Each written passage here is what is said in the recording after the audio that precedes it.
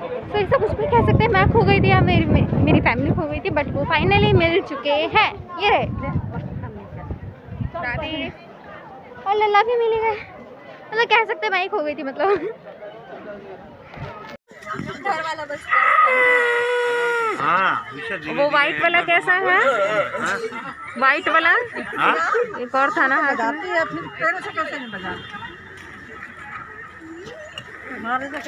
वाला लियो। ये कितने वाला है? दुकान में जाएगा 700-800 रुपया। कितना? गजब इसका आवाज गजब। हर एक किस्म के देखो, अंगली दुका के बजाएगा, किसी को बजाएगा। अरे ऐसा अंगली छोड़ के बजाने से हर एक साउंड। देख लो 200 रुपये। ये कौन सा मुखी है? ये सूर्य भगवान का शंख है, और एक तो डायना वाला शंख है, पूजा पाठ में ज्यादा लगता है। और ये जो आपके हाथ में है वो वाला? ये पंचमुखी शंख है। वो हाँ वाइट वाला दिखाना, वाइट जो है इसमें कलर वाला? हाँ वही भी पंचमुखी शंख दिखाना। एक शंख लिया है, देख लो, चिन्मुखी शंख जो इतना बड़ा है ये।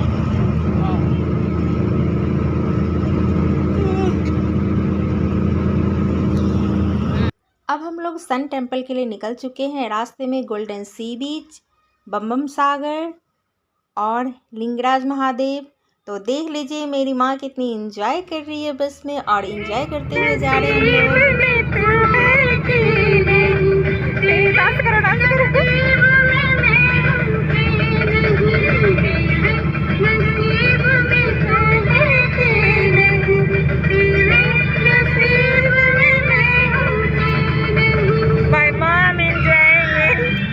हम लोग सफ़र का आनंद लेते हुए जा रहे हैं, और देख लीजिए मेरी माँ कितनी एंजॉय कर रही है हैट और चश्मा लगा के। सो क्यूट, बहुत खूबसूरत लग रही हैं। कैलाश भैया मंदिर घुमाई, मंदिर का आपको जानकारी मिलेगा, आधा घंटा से घुमाएंगे। फोटो के टाइम में 5-10 मिनट। गाड़ी का समय देख लो, पहला गाड़ी का समय के हिसाब से 50 के अंदर होटल पहुंचना पड़ेगा। आधा घंटा घूमने के 10-15 फोटो खींचेंगे, थोड़ा घूमने के लिए आधा घंटा। मंदिर कितना दूर है? यहाँ पे टिकट सामने मंदिर है। आपको खाना है आधा घंटा, 11-15 गाड़ी खोलने का समय रहेगा। घंटा का मामला है, सभी का नाम लिखा, सबको दे रहा, चिंता मत करिए।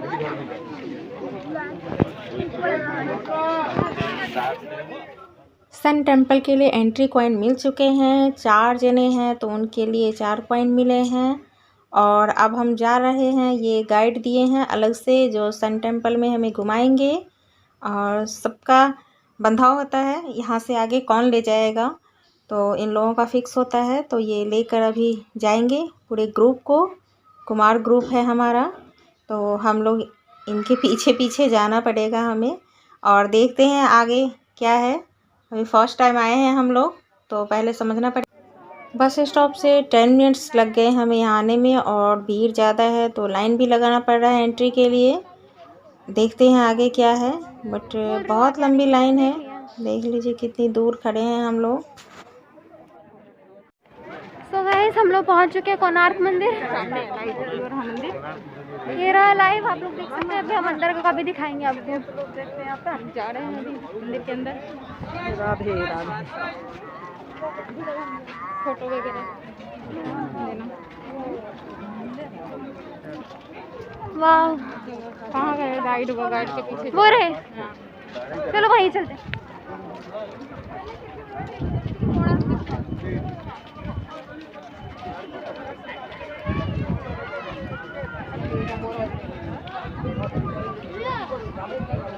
आइए कुमार ग्रुप।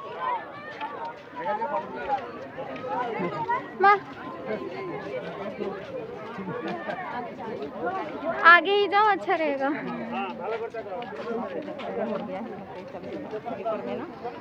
नहीं चलो, डलिया से बाहर मत निकलना।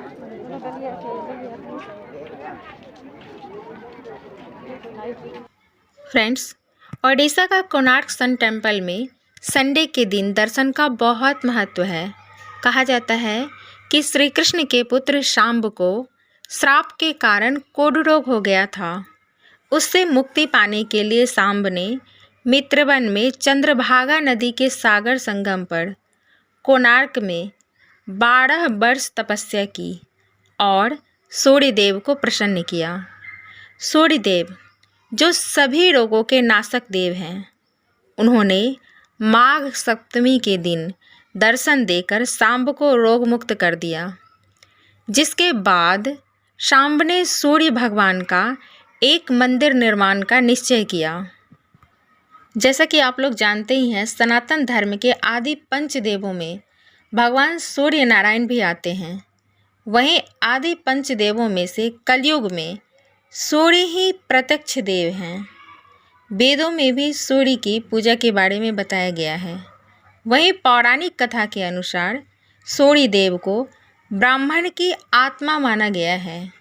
ऐसे में माना जाता है कि रविवार में सूर्य की पूजा से सभी मनोकामनाएं पूर्ण होती हैं। इनकी उपासना से स्वास्थ्य, ज्ञान, सुख, पद, सफलता, प्रसिद्धि आदि की प्राप्ति होना माना गया है। दोस्तों, कोणार्क सूर्य मंदिर की रचना इस प्रकार की गई है जैसे एक रथ में 12 विशाल पहिए लगाए गए हों और इस रथ को 7 ताकतवर घोड़े खींच रहे हों।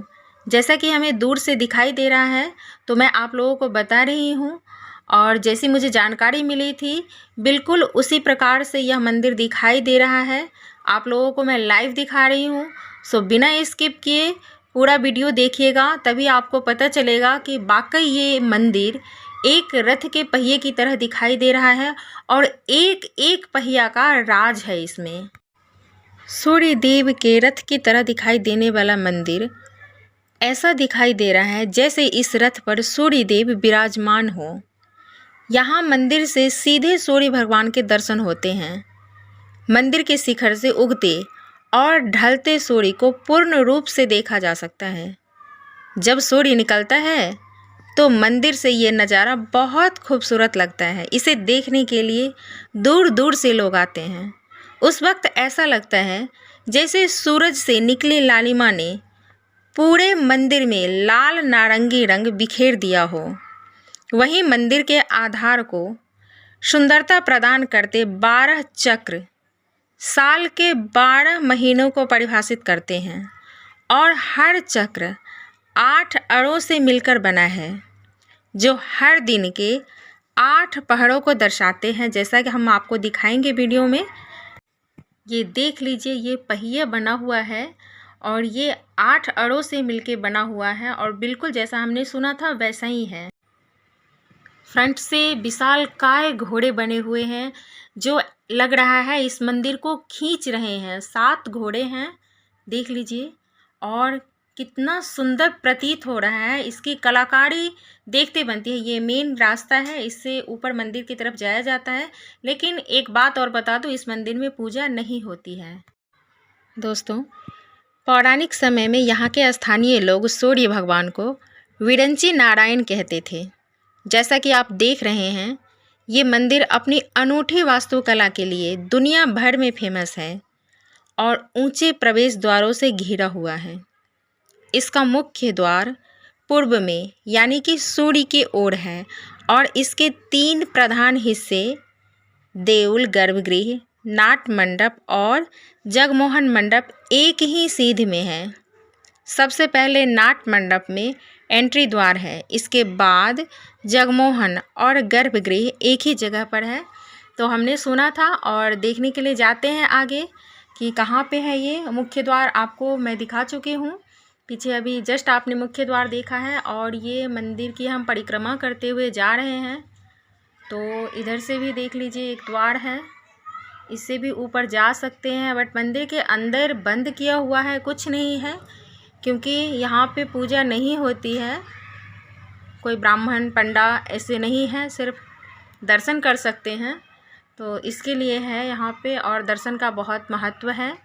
यहाँ पे आके अगर आप चक्र के पास जाएंगे और चक्र की धुरी पे देखेंगे तो सूर्य की रोशनी पड़ने से समय बताता है। जितना टाइम हो रहा होगा वो आपको गौर से देखने पे, ये इस चक्र के अंदर धूप पड़ती है तो वो टाइम बताता है इसमें।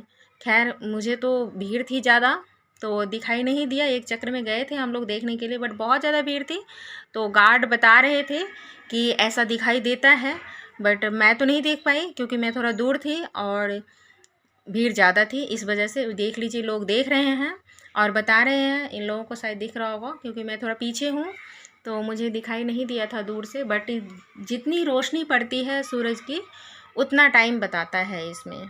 तो 12 बजेगा, इधर गिरने से 3 बजेगा, फिर अगर नीचे जाएंगे तो उधर गिरेगा तो उसको ऊपर में गिरेगा तो शाम 6 बजेगा। 6, 9, 12, 3, ये शाम 6। अमन परिवार हेलो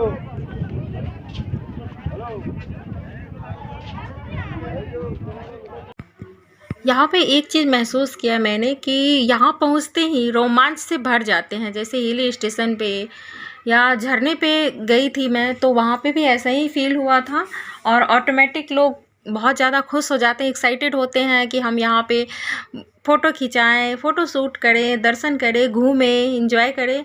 तो यहाँ पे सूर्य टेम्पल है, भगवान का मंदिर है, बट यहाँ पे सुना है कि नर्तकी बताते हैं लोग मिथक है, आई डोंट नो, मैं नहीं जानती क्या सत्य है, बट बताते हैं कि यहाँ पे अभी भी रात को नर्तकी डांस करने आती है, नृत्यांगना अप्सराएं डांस करने आती है, नृत्य करने आती है रात्रि में।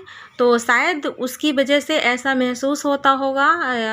और पिकनिक स्पॉट है ये। और आगे देख लीजिए, ये गर्भगृह है तो यहाँ पे विष्णु भगवान का मूर्ति बना हुआ है, लेकिन यहाँ पे मंदिर नहीं बना और ये भी लॉक्ड है, बंद है सब कुछ। तो यहाँ पे भी नहीं बना हुआ है मंदिर, बट बनना चाहिए था। हम हैं कोणार्क मंदिर पे, देख सकते हैं आप लोग।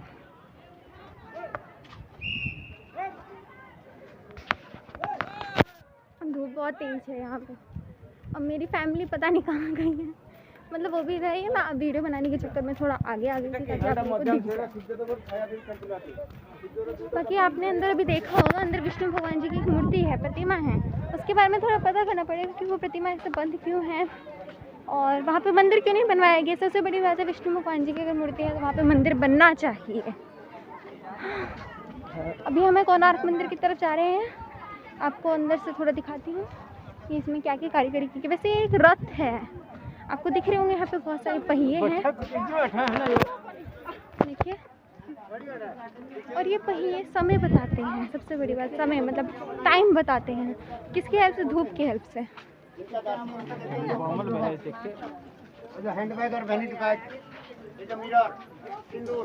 यहाँ देखिए कितनी अच्छी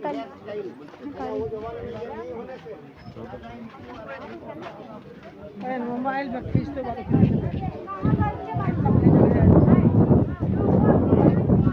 यहाँ की। वाह, आपको एक और चीज़ दिखाती हूँ। आसान पंप, पानी पीने की भी व्यवस्था है। ये रहा कोणार्क मंदिर।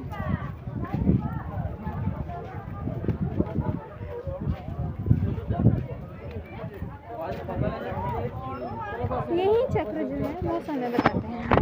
तो चक्र अच्छे से दिखाती हूँ ताकि पता चल जाए।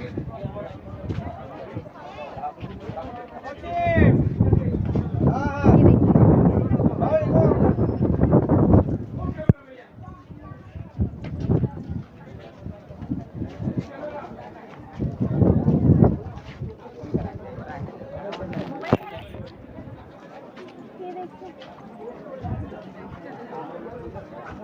क्या है, जरा से देखो।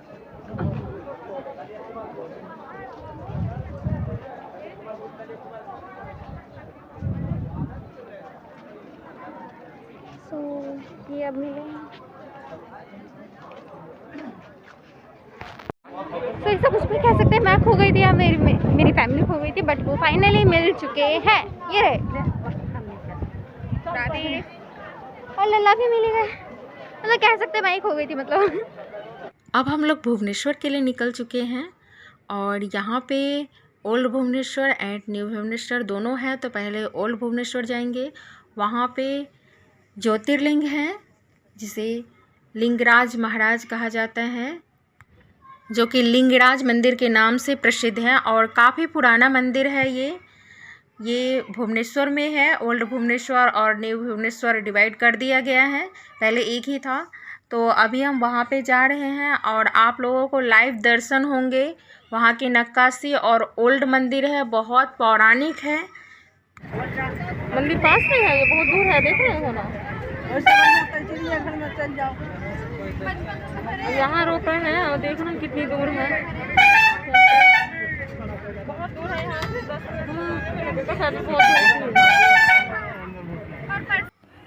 पवित्र बिंदु सागर झील के तट पर स्थित यह मंदिर 2.5 लाख वर्ग फुट के विशाल क्षेत्र में फैला हुआ है।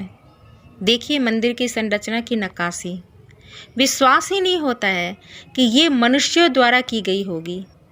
ओडिशा का ये भुवनेश्वर का प्राचीन लिंगराज मंदिर भारत के सबसे प्रसिद्ध मंदिरों में गिना जाता है। लिंगराज का अर्थ होता है लिंग के राजा, जो यहाँ भगवान शिव को कहा गया है। तो आइए दोस्तों, हम लोग भी चलते हैं मंदिर के अंदर और दर्शन करते हैं।